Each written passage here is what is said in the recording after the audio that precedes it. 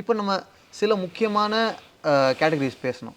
Scheduling, budgeting and artist டெக்னீஷியன்ஸ்லாம் வருது. Call sheet இருக்குது and location hunting இருக்குது.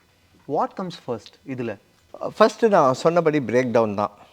இப்போது ஒரு ஸ்கிரிப்டு கைக்கு வருதுன்னா how to I break it down? So அந்த வகையில் ஒரு அசோசியேட் டைரக்டருடைய வேலையும் ஒரு ப்ரொடியூசருடைய வேலையும் ஒன்றுக்கு ஒன்று பிணைஞ்சதுன்னு நான் நினைக்கிறேன். அந்த சீனுடைய அண்டர்ஸ்டாண்டிங், இந்த சீனுக்கு இவ்வளோ பேர் வேணும், இதை படம் எடுக்க எனக்கு இவ்வளோ கேமரா தேவைப்படும், இந்தந்த எக்யூப்மெண்ட் வேணும், அண்ட் இவ்வளோ கூட்டம் கூடும், அதுக்கு நான் இப்படி சேர்க்கணும், இந்த இடத்துல உங்களுக்கு சாப்பாடு போடணும், அன்றைக்கி இந்த மாதிரி ப்ராப்ளங்கள் வரலாம், இதெல்லாம் உங்களுக்கு பிளான் பண்ண தெரியணும். அதுக்கு ஒரு அசோசியேட் டைரக்டருடைய உதவியோ அல்லது டைரக்டருடைய இன்புட் நேரடியாகவோ தேவைப்படும். This comes first. So the breaking down of a scene, breaking down of a sequence, breaking down the whole script, scheduling and planning தான் ஃபஸ்ட்டு. ஷெட்யூல் இல்லாமல் பட்ஜெட் போட முடியாது. 42 நாளா 48 நாளாங்கிறதுல பெரிய வித்தியாசம் வரலாம். அந்த 6 நாள் மிக அதிக செலவு இருக்கிற ஒரு சீக்வன்ஸாக இருக்குன்னா அந்த 6 நாளுடைய ப்ரைஸ் டிஃப்ரென்ஸ் ரொம்ப பெருசாக இருக்கும். ஸோ அது அந்த வகையில் ஷெட்யூலிங் ஃபஸ்ட்டு தெரியணும் நமக்கு. ஸ்கெடியூலிங் இல்லாமல் பட்ஜெட் போக முடியாதுன்றது ஒரு ஐடியல் சினாரியோ மாதிரி நீங்கள் ஒன்று சொல்கிறீங்க. அதுதான் கரெக்டுன்னு நீங்கள் சொல்கிறீங்க இல்லையா? ஃபார் எக்ஸாம்பிள், ஒரு ப்ரொடியூசர்கிட்ட ஒரு ஹீரோனுடைய டேட் இருக்குது. இப்போ அந்த ஹீரோ பேஸ் பண்ணி ஒரு ப்ராஜெக்ட் மவுண்ட் பண்ணுறாங்கன்னு வச்சுப்போம். அந்த ஹீரோக்கு இவ்வளோ இன்வெஸ்ட் பண்ணதாமா முடியும், இந்த பட்ஜெட்டில் நம்ம அந்த படமே பண்ண போகிறோம் அப்படின்னு ஒரு கேப்போடு நம்ம ஸ்டார்ட் பண்ணுறோன்னா அது எப்படி ஒர்க் ஆகும்? கிரேட், இல்லை வெரி குட் கொஸ்டின். ஏன்னா நான் அந்த ஃபினான்சிங் அண்ட் மார்க்கெட்டிங் ப்ரொடியூசிங்கோட ஒரு முக்கியமான aspect, scheduling, planning and execution இன்னொரு ஆஸ்பெக்ட்னு நான் சொன்னேன் இல்லையா? நீங்கள் கேட்ட கேள்வி அங்கே தான் நம்மளை கொண்டு போக போகுது. So now we have to talk about the above the line and below the line cost. இப்போ ஒரு படத்துடைய பட்ஜெட் 100 ரூபான்னு வச்சுக்கோங்களேன். டிப்பிக்கலாக 45 ரூபா அது சம்பளங்களுக்கு போயிடும். அது நல்லதா கெட்டதா? நல்லது தான். Okay.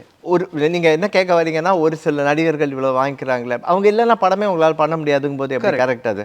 So you have to be smart about it. You can, இது ஒரு மார்க்கெட், விற்கிறவங்களுக்கு தான் வேல்யூ இருக்கும். You can't put a cap on it.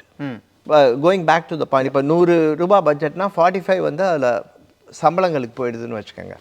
நான் சொல்கிறது ஐடியல் சினாரியோ. சம்டைம்ஸ் 70 கூட போகுது.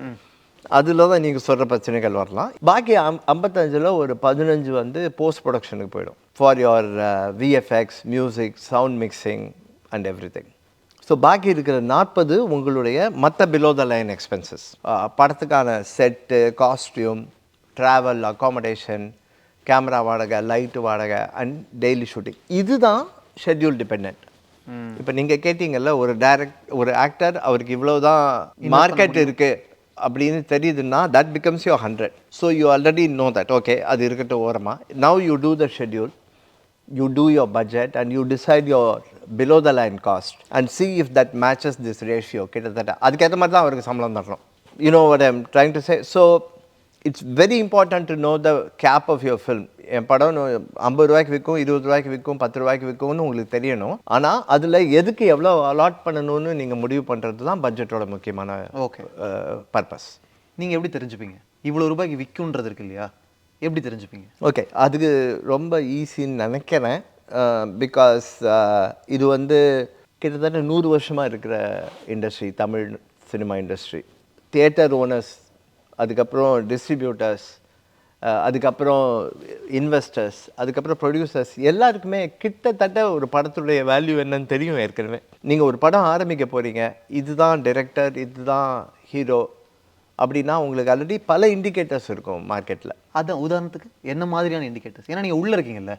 இந்த குறிப்பிட்ட நடிகருக்கோ இயக்குனருக்கோ போன படம் சேட்டலைட் எவ்வளோவுக்கு போச்சு, அல்லது ஓடிடி ரைட்ஸ் எவ்வளோ போச்சு, செங்கல்பட்டு நார்த் ஆர்காடில் எப்படி படம் ஓடிச்சு, இல்லை கோயம்புத்தூரில் எப்படி ஓடிச்சு, ஓவர்சீஸில் எப்படி போச்சுன்னு உங்களால் தெரிஞ்சுக்க முடியும்.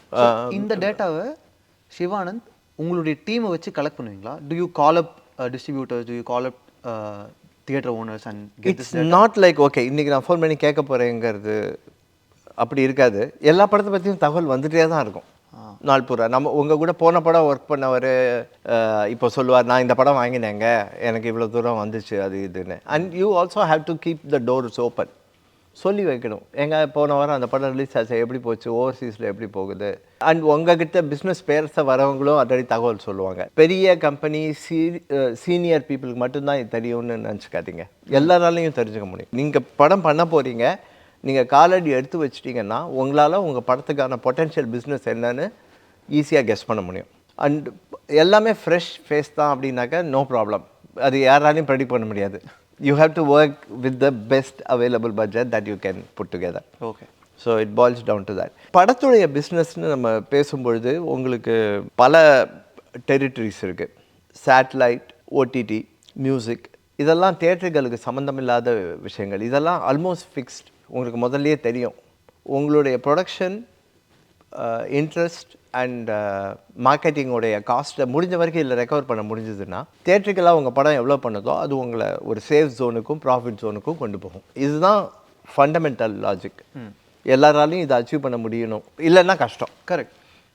இப்போ 100 ரூபா என் படத்துக்கான பிஸ்னஸ் அப்படின்னா அதில் கிட்டத்தட்ட 50 அல்லது 60 என்னால் இந்த நான் தியேட்ரிக்கல் ரெவென்யூ ஸ்ட்ரீம்ஸில் கலெக்ட் பண்ண முடிஞ்சிருக்கு அப்படின்னா பாக்கியை தான் நான் தியேட்ரிக்கல்லேருந்து எதிர்பார்க்கணும்.